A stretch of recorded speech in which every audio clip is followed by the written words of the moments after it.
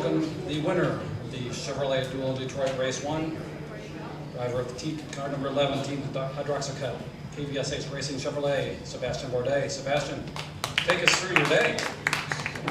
I'm not sure I know the scenario actually, because I think I missed a couple of steps how we got from 13th to 16th to 18th to last pretty much to 13th again, and like jumping into the lead on the late stage. So it was a rather interesting day and a great team effort from the 11 crew and Hydroxycut, and you know, to do that for Chevrolet here obviously means a heck of a lot. And, I'm not quite sure, you know, honestly.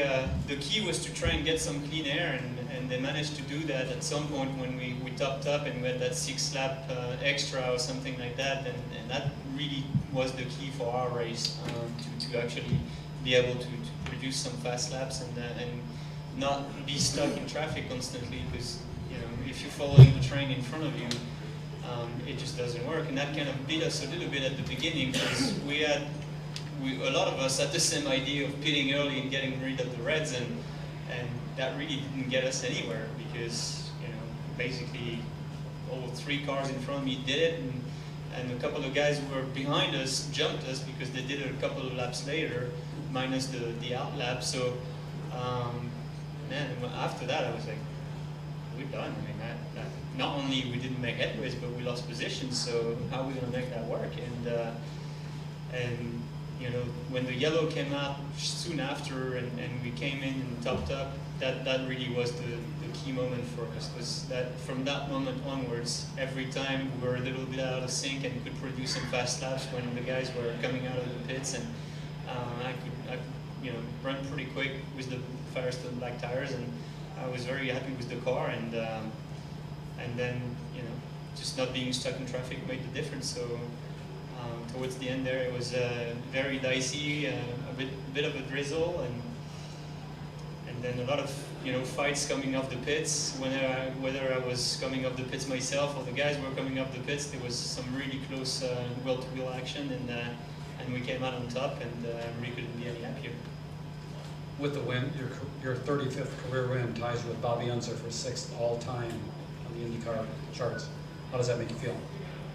Well, I mean, it's, you know, obviously stats are one thing, but after and then you know, every time you move up the ranks like this, you just you know, feel like you belong even more in a very, you know, elite group, and a very small group of extremely talented drivers, and some obviously who are legends. And I don't know that I want to compare myself to any of those, but you know, we've had such a rough winter, and it's been such an uphill battle since the beginning of the season, that you know, to be able to come out on top today it means a lot for the whole organization. And you know, we've been able to put on some pretty stellar performances in the last 2 or 3 years, and we've won a race you know, for the last, at least one for the last 2 years.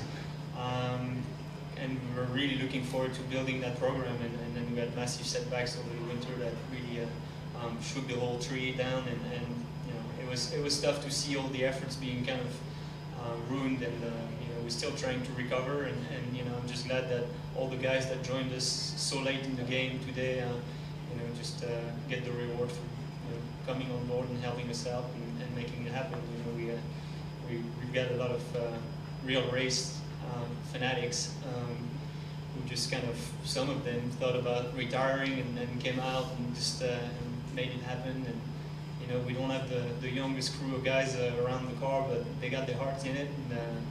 And you know, my engineer Olivier, obviously, he's stuck with me since I arrived at KVSH, and he's been the fixture of the team and really making that car go round. There's all in all, it's him, Josh, 2 junior engineers, and 2 mechanics that stayed over the winter. And you know, it takes time to rebuild a team, and it's really showed, unfortunately, for the start of the season. But today we just put on our best game and came back on top. So that's pretty special. Let's open it up for questions now. We start with Bruce. Jimmy and Kevin both said the keys were keeping hot tires on that last pit stop, because those who put on slicks were getting real squirrely out there. How important was it when you left the pits to keep those tires on? Well, I think it was pretty crucial, and was still pretty worried because after I think the last yellow, I could not switch the tires back on. Between the drizzle and the little dicing at the start, we got basically the going back to green this lap, we were coming out of 11, which we kind of need to talk about that with race control because that's just way too late. And I'm just glad it worked out because I thought I was crashing every corner for about 3 or 4 laps, and the fact that Yuki didn't clean the tires and put any heat in the brakes and everything before the restart, that almost bit us pretty big. And I think Connor was hurting just as bad as we were, but they all checked up at the front, checked out, sorry, and I could see Dixie and Graham and Juan just taking off, and I was like, man, this is bad. This is when we need to close the gap and be able to stay with them. And so for sure, when we came in the pits, there was no discussion about it. They proposed to stay on the hot tires, and I was on board because I had very little degradation, and the drizzle was on and off, and it was always going to be pretty tough for us to get the heat back in the tires. And also, quick turnaround, success is going to be short to celebrate because you got to be back in the car early in the morning to qualify for another race. So just what's that like for you to mentally go over to get ready for another race? Thankfully it's not my first rodeo and it's not the first win, so this one's special and means a lot for everybody. But I think we're all professionals and we know we got more to do, and hopefully we can put on a good performance again tomorrow and start from higher up, because it doesn't always work your way. Back from where we were, and especially where we ended up at some point trying to play the game, to do something else.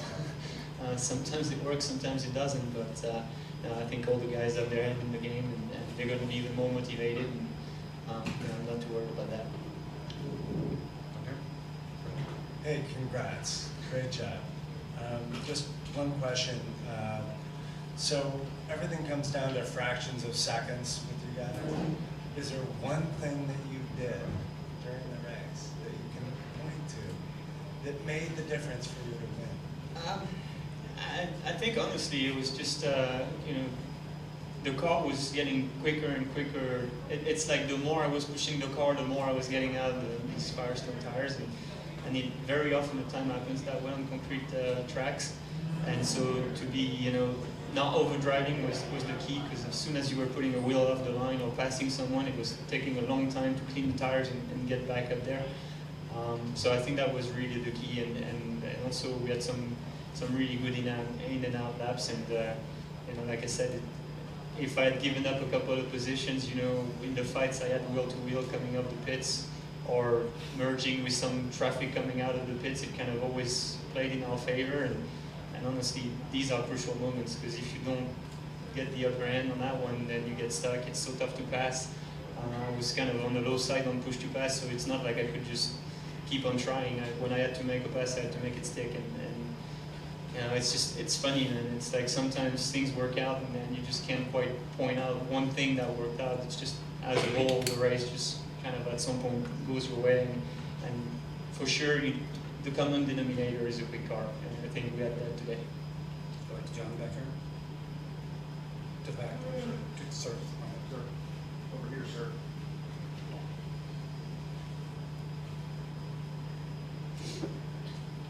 Sebastian, at one point today, Penske was running 1, 2, 3, 4. Yeah, I didn't see that. Actually, it was 1, 2, 3, 5. You kind of split them at one point. But how difficult is it to beat that team, and how satisfying is it when you do it? Well, I wish we could say we beat them fair and square today, but obviously strategy played quite a bit of into it. But with these pits closed rules, that's why nobody can go on winning 6, 7, or 8 races like it happened to me back in the Champ Car days, because it just throws the races up in the air, and it's for anybody to grab it. And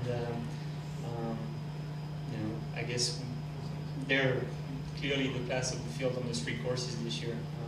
I think they've been beatable on some other places, But on street courses, they just got the stuff figured out, and it's been very tough. And you know, let's face it, this has not been the place where we've been the strongest.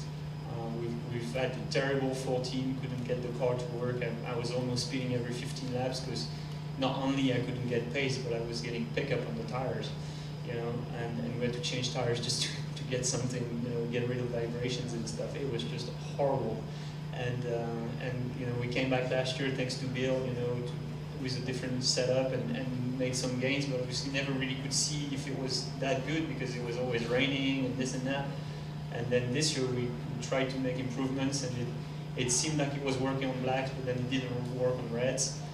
So we're still searching our way, but you know, clearly they got a car that works on both rubbers, and so it's definitely feasible. It's just a matter of, you know, time, resources, and smart guys. A lot of them at the wheel. So and some really good drivers. When you have you know, Quattro like they have, you know, it's tough to come out on top with you know, such a smaller organization on our side.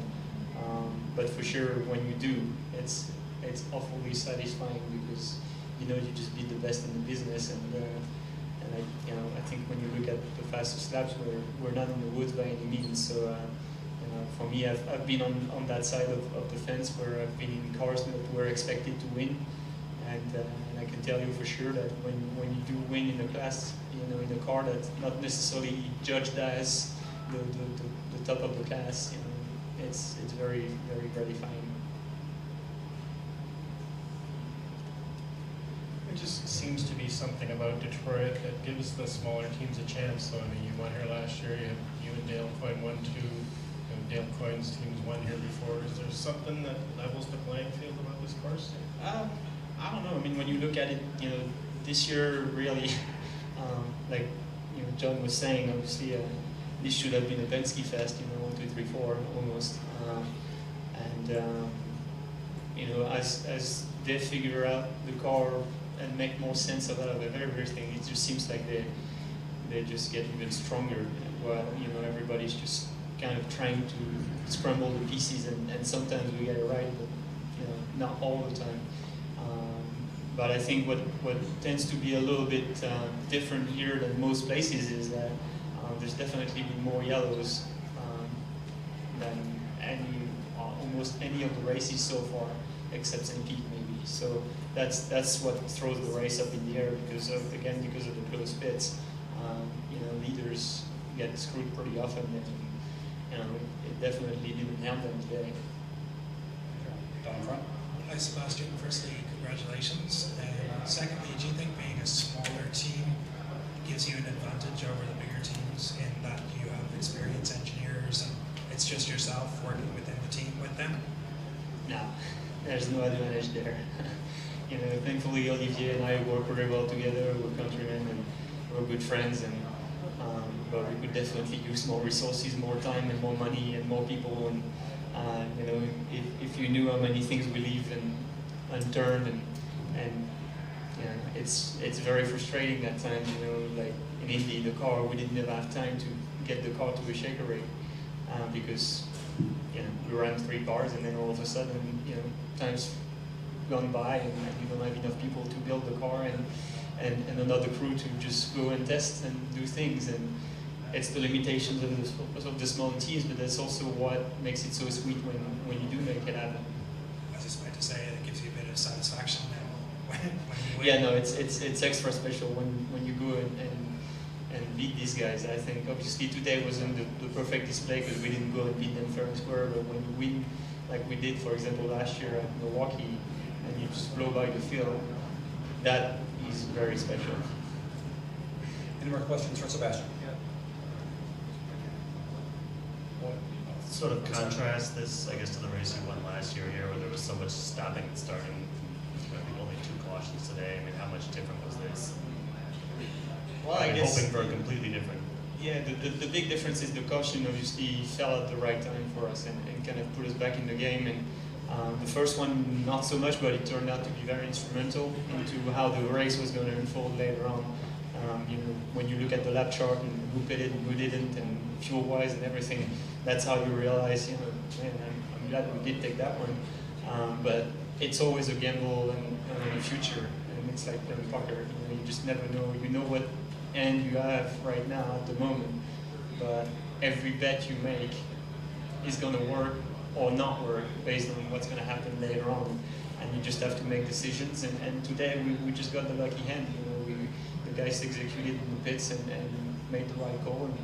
And on my side, thankfully didn't make any mistakes and ran pretty well and pretty strong. But last year was very strange because once we got to the front, 20 laps to go with 7 laps short, and I'm like, oh boy, that's a long shot. And in the meantime, if we're gonna pit, we're gonna give up all this track position, and everybody but 5 cars were in the same strategy. So it's like, well, if the goal goes to Sting, then worst case scenario, we're gonna be 5th. I'll take it. We'll go for a win, and if it works out, it works out. But last year was very tough because one restart after another, and the reason why we did it is because it was that one lane dry, and restarts in these conditions when everybody on slicks and you have one lane and it's wet everywhere, the probability for it to go yellow again very soon is pretty high, and that's why we went for it. But you still have to hold everybody off and not get hit and go through, and that was a train wreck, that's for sure. I mean, mentally it's always exhausting because you get Montoya, you get very experienced guy, very sneaky guys behind you, and they're not going to make it easy on you. And again, that was a pretty satisfying one. Sebastian, one of your peers prior, who I'll keep anonymous, had shown the wear and tear of his hands. How are your hands? Actually, pretty fine. We, to be honest with you, I'm not the strongest in the paddock, so I'm not, playing Hulk around there and running, crazy amount of caster to make the steering just impossible to turn. So it's a personal preference. I've never run very much caster in my career because I lose the feel of the car. I guess some guys do, but they find a little benefit to it. But it was heavy enough towards the end. But thankfully, I think Spark made some really big gains on the gloves, and I tend not to blister up too much anymore. So that's nice because I've definitely come back with some pretty bloody hands sometimes, which is never a good thing, especially when you have to run a second race the next day. Anything else? With that, congratulations, Sebastian, on the win today. Thank you, guys.